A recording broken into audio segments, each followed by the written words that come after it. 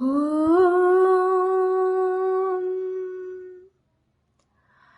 हिरण्यवर्णं हरिणीं सुवर्णरजस्रजं चन्द्रं हिरण्मयीं लक्ष्मी जातवेदो महावः तामं हावः जातवेदो लक्ष्मीमनपगामिनीं यस्यं हिरण्यं विन्देहं गामश्वं पुरुषानहम् अश्वपूर्वं रथमद्यम् अस्ति नादा प्रबोधिनीम् श्रियं देवीमुपाहवे श्रीमार्देवी हर्जुषताम् कांस्मोज्झितां हिरण्यप्रकारामर्दं ज्वालन्तीं तृप्तं तर्पयान्वितं पद्मे स्थितां पद्मवर्णं तामिहोपाहवे श्रियम् चन्द्रप्रभासं जयशया ज्वालन्ती श्रियं लोके देवजुष्टामुदारहम् तां पद्मिनीं शरणमहं प्रपद्ये लक्ष्मीर्मे नश्यतं त्वावृणे आदित्यवर्णे तपसोज्जिदातो वनस्पतिस्तवा वृक्षोत बिल्वा तस्य फालिनी तपसानुन्दन्तु मायप्तरायश्च बाहेह लक्ष्मी उपैतु मां देवसकं कीर्तिशमणिना सह प्रादुर्भूतोऽस्मि राष्ट्रेऽस्मि कीर्तिवृन्दी ददातु मे क्षुत्पिपसलामलं ज्येष्ठमहालक्ष्मी नाशयाम्यहम् अभूतिमसमृद्धि च सर्वनिर्णोद मे गृहात् गन्धर्वं दुरादष्टं नित्यपुष्टं करिष्यिणीम् ईश्वरीं सर्वभूतानां तामिहोपाहवे श्रियं मनसा काममाकोतिं वाचा सत्यमहिषी मही पशूनां रूपमन्नस्य मही श्रीश्रयता यशा कर्दमेन प्रजाभूता महि सद्भवा कर्दमा श्रीमं वासयामि कुले मातरां पद्ममालिनीं हापासृजन्तु स्निग्धाक्ति चिक्लिता वसमे गृहे नीचदेवीं मातरं श्रियं वासाय मे कुले आर्द्रं पुष्करिणीं पुष्टि पिङ्गलां पद्ममालिनीं चन्द्रं हिरण्मयीं लक्ष्मी जातवेदो महावः आर्द्रं या करिणीं यष्टि सुवर्णं हेममालिनीं सूर्यं हिरण्मयीं लक्ष्मी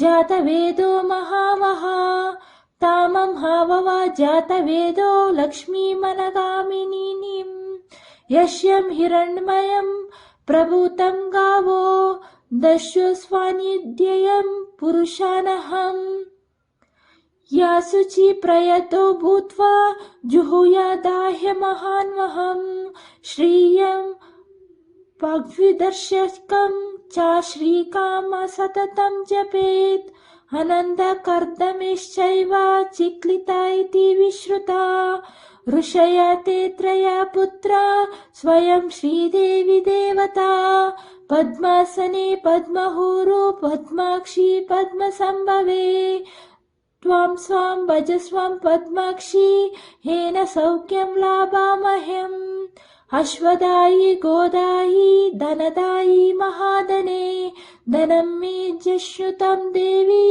सर्वकामार्थसिद्धये पुत्रपौत्रजनं धान्यं हस्तस्वादिकवेरतं प्रजानं भवसि माता आयुष्मन्तं करोतु ममम् चन्द्रं वा लक्ष्मीमीशानं सूर्यं वा श्रियमीश्वरीं चन्द्रसूर्याग्नि सर्वाम्बं श्रीमहालक्ष्मीमुपास्महे धनमग्निर्दं वायुर्दं सूर्यधनं वसु धनमिर्दो बृहस्पतिवर्णं धनमश्नुते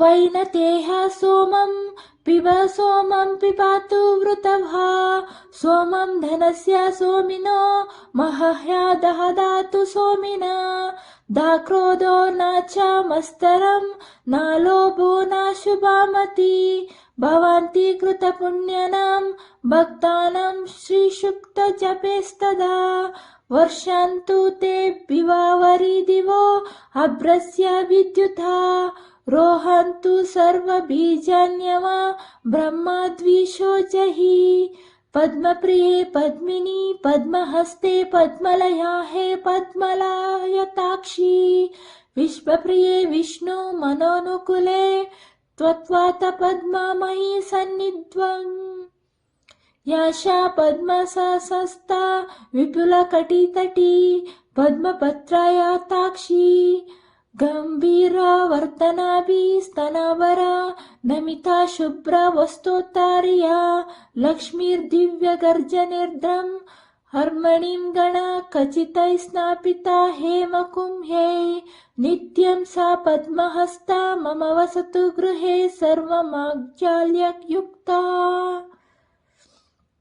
लक्ष्मीं क्षीरसमुद्रा राजतनयां श्रीराजदामेश्वरीं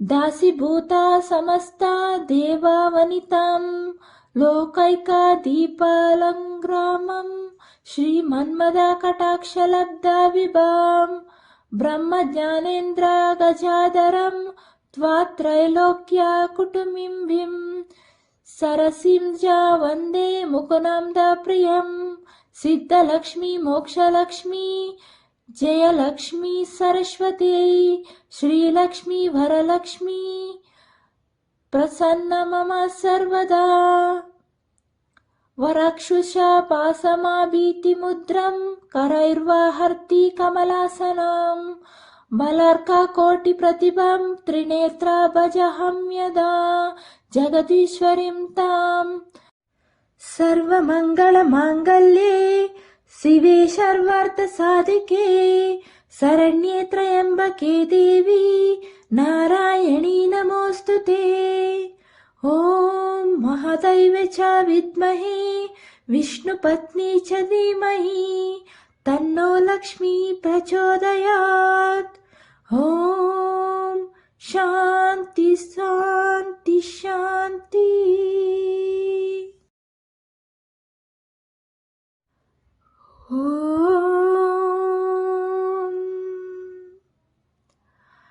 हिरण्यवर्णं हरिणीं सुवर्णरजस्वजं चन्द्रं हिरण्मयीं लक्ष्मी जातवेदो महावः तामं हावः जातवेदो लक्ष्मीमनपगामिनीं यस्यं हिरण्यं विन्देहं गामश्वं पुरुषानहम् अश्वपूर्वं रथमद्यम् अस्ति नादा प्रबोधिनीं श्रियं देवीमुपाहवे श्रीमार्देवी हर्जुषताम् कांस्मोज्झितां हिरण्यप्रकारामर्दं ज्वालन्तीं तृप्तं तर्पयान्वितं पद्मे स्थितां पद्मवर्णं तामिहोपाहवे श्रियम् चन्द्रप्रभासं जयशया ज्वालन्ती श्रियं लोके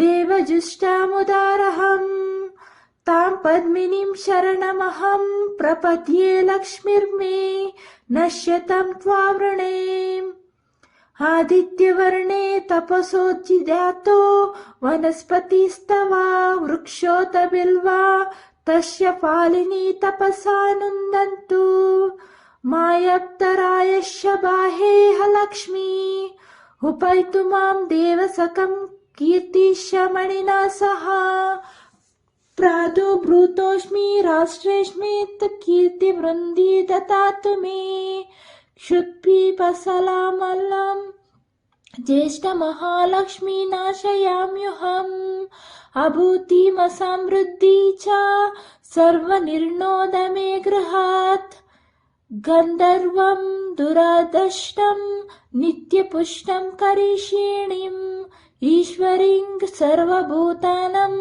तामिहोपाहवे श्रियं मनसा काममाकोतिं वाचा सत्यमहिषीमहि पशूनां रूपमन्नस्य मही श्रीश्रयता यशा कर्दमेन प्रजाभूता महि सद्भवा कर्दमा श्रीमं वासयामि कुले मातरां पद्ममालिनीम् हापासृजन्तु स्निग्धाक्ति चिक्लिता वसमे गृहे नीचदेवीं मातरं श्रियं वासाय मे कुले आर्द्रं पुष्करिणीं पुष्टि पिङ्गलां पद्ममालिनीं चन्द्रं हिरण्मयीं लक्ष्मी जातवेदो महावहा आर्द्रं या करिणीं यष्टि सुवर्णं हेममालिनीं सूर्यं हिरण्मयीं लक्ष्मी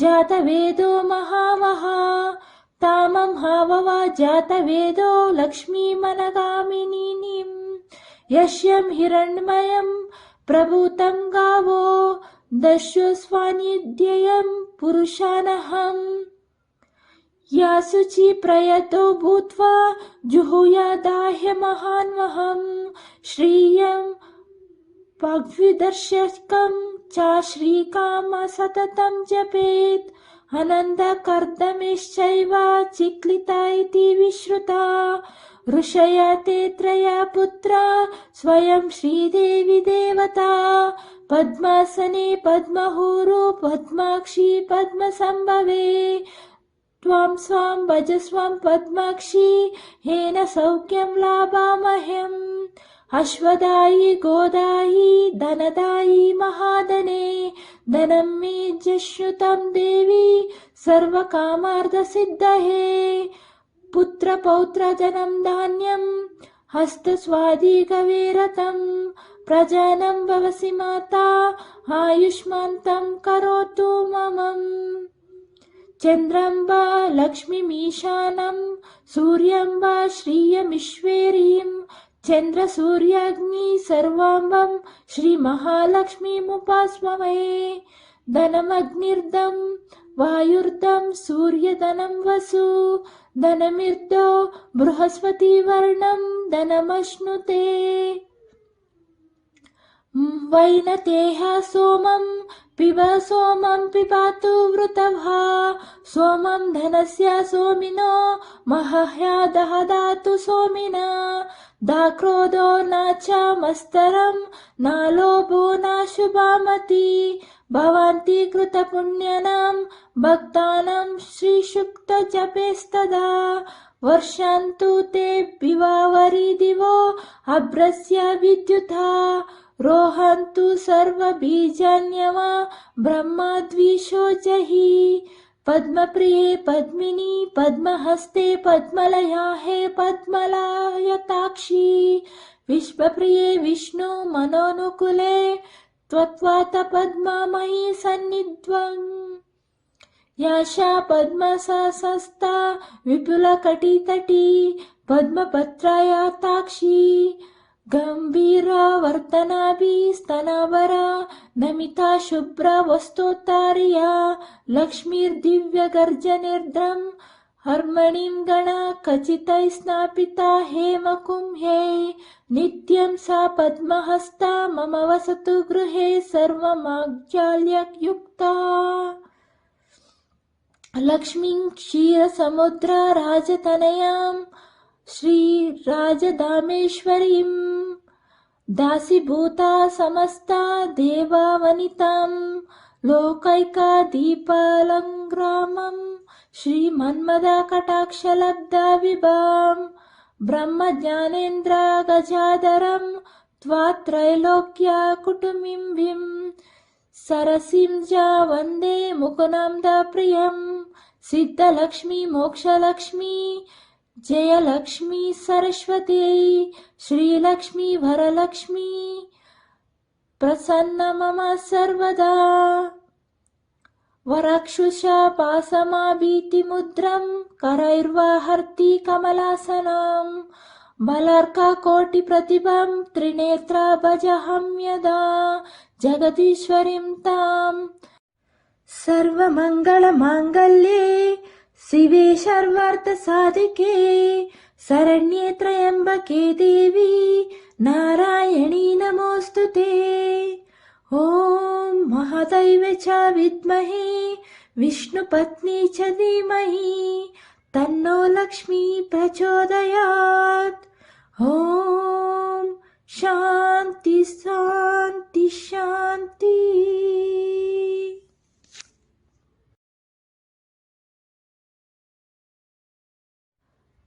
ॐ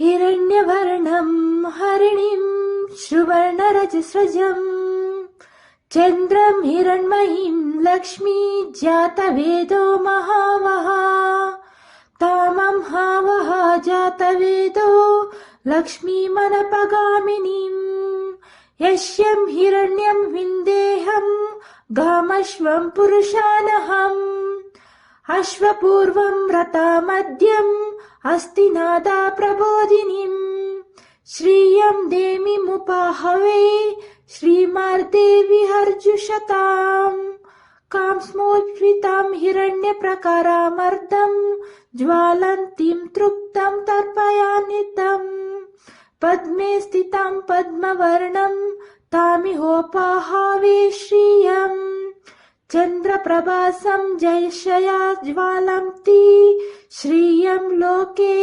देवजुष्टामुदारहम् तां पद्मिनीं शरणमहं प्रपद्ये लक्ष्मीर्मे नश्यतं त्वावृणे आदित्यवर्णे तपसोज्जिदातो वनस्पतिस्तवा वृक्षोत बिल्वा तस्य फालिनी तपसा नुन्दन्तु मायप्तरायश्च बाहेह लक्ष्मी उपैतु मां देवसकं कीर्तिशमणिना सह प्रातो भूतोऽस्मि राष्ट्रेऽस्मित् कीर्तिवृन्दी ददातु मे क्षुत्पिपसलामलं ज्येष्ठमहालक्ष्मी नाशयाम्यहम् अभूतिमसमृद्धि च सर्वनिर्णोद मे गृहात् गन्धर्वं दुरादष्टं नित्यपुष्टं करिष्यिणीम् ईश्वरीं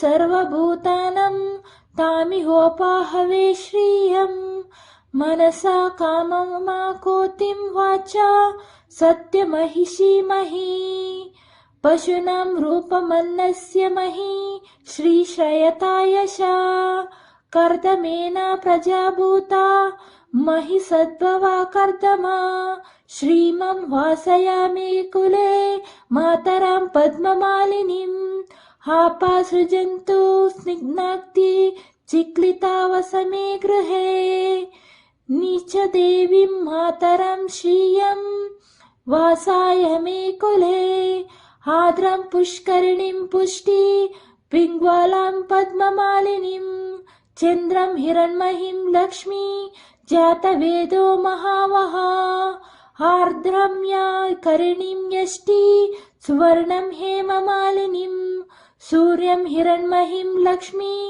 जातवेदो महावः तामं हाववा जातवेदो लक्ष्मीमनगामिनीं यस्यं हिरण्मयं प्रभूतं गावो दस्युस्वानिध्ययं पुरुषानहम् या शुचि प्रयतो भूत्वा जुहुयादाह्यमहान्वहं श्रियं पग्विदर्शकं च श्रीकाम सततं जपेत् आनन्दकर्दमेश्चैव चिक्लिता इति विश्रुता ऋषया ते त्रया पुत्रा स्वयं श्रीदेवी देवता पद्मासने पद्महुरु पद्माक्षी पद्मसंभवे त्वां स्वां भजस्वां पद्माक्षी येन सौख्यं लाभामह्यम् अश्वदायी गोदायी धनदायी महाधने धनं मे जश्रुतं देवी सर्वकामार्थसिद्धये पुत्रपौत्रजनं धान्यं हस्तस्वादिकवेरतं प्रजानं भवसि माता आयुष्मन्तं करोतु ममम् चन्द्रं वा लक्ष्मीमीशानं सूर्यं वा श्रियमीश्वरीं చంద్ర సూర్యాగ్ని సర్వాంబం శ్రీ మహాలక్ష్మీముపాస్మహే. ధనమగ్నిర్దం వాయుర్దం సూర్యధనం వసు. ధనమిర్దో బృహస్పతి వర్ణం ధనమశ్నుతే. వైనతేహ సోమం పిబ సోమం పిబాతు వృతభా. సోమం ధనస్య సోమినో మహహ్యా దహదాతు సోమినా. దాక్రోధో నాచ మస్తరం నా లోభో నా శుభామతి. భవంతి కృత పుణ్యనాం భక్తానాం శ్రీశుక్త జపేస్తదా. వర్షంతు తే వివావరి దివో అభ్రస్య విద్యుతా. రోహంతు సర్వబీజాన్యమా బ్రహ్మద్విషోజహి. పద్మప్రియే పద్మిని పద్మహస్తే పద్మలయా హే పద్మలాయతాక్షి. విశ్వప్రియే విష్ణు మనోనుకులే త్వత్వాత పద్మమయీ సన్నిధ్వం. యాశా పద్మసస్తా విపులకటితటీ పద్మపత్రయాతాక్షి. గంభీరావర్తనాభి స్తనవరా నమితా శుభ్ర వస్తోత్తార్యా. లక్ష్మీర్దివ్యగర్జనిర్ద్రం హర్మణీం గణ ఖచితై స్నాపితా హేమకుంభే. నిత్యం సా పద్మహస్తా మమ వసతు గృహే సర్వమాజ్ఞాల్యయుక్తా. లక్ష్మీం క్షీరసముద్ర రాజతనయాం శ్రీరాజధామేశ్వరీం. దాసీభూతా సమస్తా దేవావనితాం లోకైకా దీపాలంగ్రామం. శ్రీమన్మద కటాక్షలబ్ధా విభాం. బ్రహ్మజ్ఞానేంద్ర గజాధరం త్వాత్రైలోక్య కుటుంబిం. సరసిం జా వందే ముకునంద ప్రియం. సిద్ధలక్ష్మీ మోక్షలక్ష్మీ జయలక్ష్మీ సరస్వతీ. శ్రీలక్ష్మీ వరలక్ష్మీ ప్రసన్న మమ సర్వదా. వరక్షుషా పాసమాభీతిముద్రం కరైర్వహర్తి కమలాసనం. బలార్కకోటి ప్రతిభం త్రినేత్ర భజహం యదా జగదీశ్వరీం తాం. సర్వమంగళమాంగళ్యే శివే సర్వార్థసాధికే. శరణ్యే త్రయంబకే దేవి నారాయణీ నమోస్తుతే. ఓం మహాదైవే చ విద్మహే విష్ణుపత్ని చ ధీమహి తన్నో లక్ష్మీ ప్రచోదయాత్. ఓం శాంతి శాంతి శాంతి.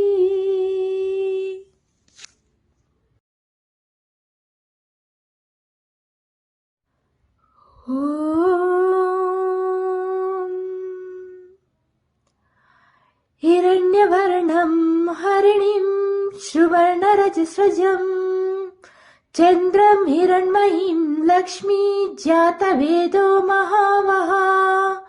తామం హావహ జాతవేదో లక్ష్మీమనపగామినీం.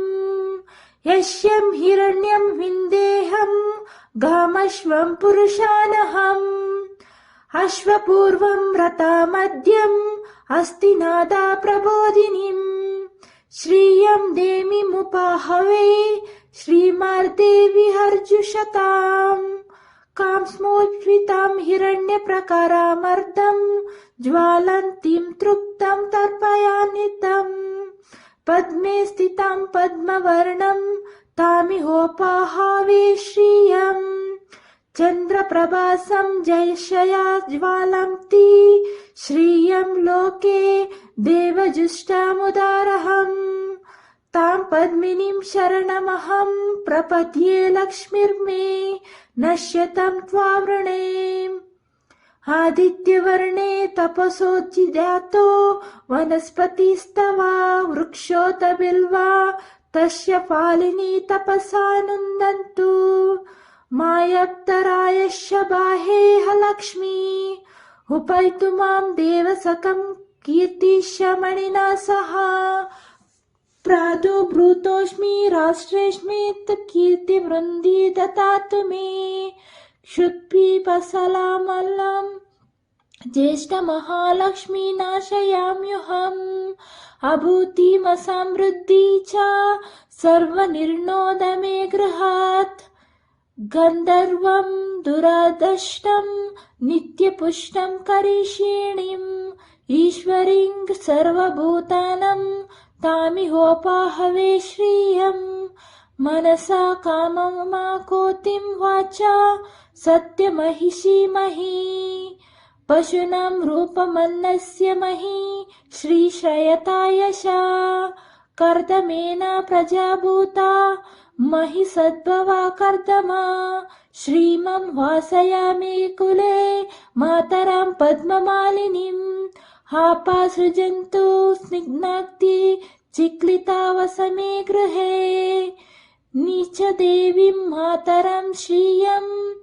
वासाय मे कुले आर्द्रं पुष्करिणीं पुष्टि पिङ्गलां पद्ममालिनीं चन्द्रं हिरण्मयीं लक्ष्मी जातवेदो महावहा आर्द्रं या करिणीं यष्टि सुवर्णं हेममालिनीं सूर्यं हिरण्मयीं लक्ष्मी जातवेदो महावहा तामं हाववा जातवेदो लक्ष्मीमनगामिनीं यस्यं हिरण्मयं प्रभूतं गावो दस्युस्वानिध्ययं पुरुषानहम् या शुचि प्रयतो भूत्वा जुहुयादाह्य महान्वहं श्रियं पग्विदर्शकं च श्रीकाम सततं जपेत् अनन्दकर्दमेश्चैव चिक्लिता इति विश्रुता ऋषया ते त्रया पुत्रा स्वयं श्रीदेवी देवता पद्मासने पद्महुरु पद्माक्षी पद्मसंभवे त्वां स्वां भजस्वां पद्माक्षी येन सौख्यं लाभामह्यम् अश्वदायि गोदायि धनदायि महाधने धनं मे जश्रुतं देवी सर्वकामार्थसिद्धये पुत्रपौत्रजनं धान्यं हस्तस्वादिकवेरतं प्रजानं भवसि माता आयुष्मन्तं करोतु ममम् चन्द्रं वा लक्ष्मीमीशानं सूर्यं वा श्रियमीश्वरीं चन्द्रसूर्याग्नि सर्वाम्बं श्रीमहालक्ष्मीमुपास्महे धनमग्निर्दं वायुर्दं सूर्यधनं वसु धनमिर्दो बृहस्पतिवर्णं धनमश्नुते वैनतेह सोमं पिब सोमं पिबातु वृतभा सोमं धनस्य सोमिनो मह्या दहदातु सोमिना दाक्रोधो न च मस्तरं न लोभो न शुभामति भवन्ति कृतपुण्यानां भक्तानां श्रीसुक्तजपेस्तदा वर्षन्तु ते विवावरि दिवो अभ्रस्य विद्युता रोहन्तु सर्वबीजान्यवा ब्रह्माद्विषोजहि पद्मप्रिये पद्मिनी पद्महस्ते पद्मलया हे पद्मलायताक्षी विश्वप्रिये विष्णु मनोनुकूले त्वत्वात पद्मामयी सन्निध्वम् याशा पद्मसहस्ता विपुलकटितटी पद्मपत्रायताक्षी गंभीरावर्तनाभि स्तनावरा नमिता शुभ्र वस्तोत्तार्या लक्ष्मीर्दिव्यगर्जनिर्द्रं हर्मणीं गणा खचितैः स्नापिता हेमकुम्भे नित्यं सा पद्महस्ता मम वसतु गृहे सर्वमाज्ञाल्ययुक्ता लक्ष्मीं क्षीरसमुद्र राजतनयां श्रीराजधामेश्वरीं दासीभूता समस्ता देवावनितां लोकैका दीपालङ्ग्रामं श्रीमन्मदकटाक्षलब्धा विभां ब्रह्मज्ञानेन्द्र गजाधरं त्वात्रैलोक्या कुटुम्बिं सरसिं च वन्दे मुकुन्दप्रियं सिद्धलक्ष्मी मोक्षलक्ष्मी जयलक्ष्मी सरस्वती श्रीलक्ष्मी वरलक्ष्मी प्रसन्न मम सर्वदा। वरक्षुषा पासमाभीतिमुद्रं करैर्वहर्ति कमलासनम्। बलार्ककोटिप्रतिभं त्रिनेत्रा भजहं यदा जगदीश्वरीं ताम्। सर्वमङ्गलमाङ्गल्ये शिवे सर्वार्थसाधिके शरण्ये त्र्यम्बके देवी नारायणी नमोऽस्तुते। ॐ महादैवे च विद्महे विष्णुपत्नी च धीमहि तन्नो लक्ष्मी प्रचोदयात्। ॐ शान्ति शान्ति शान्ति।